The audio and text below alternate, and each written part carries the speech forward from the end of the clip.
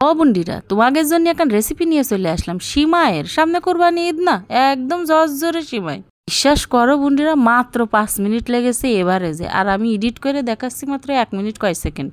এইরাম test হয়েছে খাতি, সেইরাম সুন্দর। আর সামনে তো হচ্ছে কুরবানি ঈদ। কুরবানি ঈদে আবার আমাদের বুন্ডিগের জম্মের কষ্টের দিন। তার ঈদের দিন সকালে যদি এরম একটা শর্টকাটে সিমাই করতে পারো, তাও আবার যদি টেস্ট হয়, তাহলে তো কথাই নেই। সিমাইয়ের প্যাকেট কান তো দেখিস, এই যে চিকুন সিমাই বাজারে কিনতে পাওয়া যায়, একদম খালি কড়াইয়ের ভিতরে টাইলে নিবা একটুকুনি। তো মজা হয়েছে কি কব তোমাদের। এই যে সিমাই কানা একেবারে অল্প সময় লেগেছে।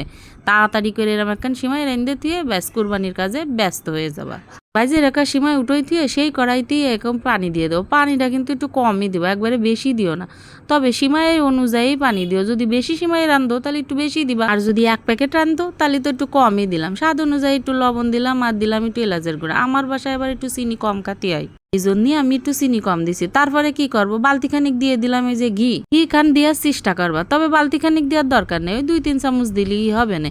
তারপরে বালকের যখন বলক চলে আসবে না, তখন সিমাইগুলো ডাইলে দেবো এর ভিতরে। বিশেষ একটা ইম্পর্টেন্ট কাজ আছে, এই যে নাড়াচাড়া করার পরে করবা কি, দিয়ে দেবো এর ভিতর নারকেল। নারকেল দিলি যে কি সুন্দর হয় সিমাই।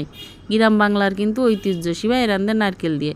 তাই এই যে আমি আবার একটু সুন্দর করে কুড়াই নিছি নারকেল দিয়ে, নাড়াচাড়া করবো। আর লাস্টে দেবো একটু কিশমিশ আর কাজু। ওরে আল্লাহ রে, মুখের ভিতর পড়লি যে কি ভালো লাগলো খাতি, তা কর মতো না। তো তোমরা একবার চেষ্টা করো, তোমাদের হেভি উপকারে আসবে না, এত শর্ট সময় লাগে। ভালো থেকে আল্লাহ।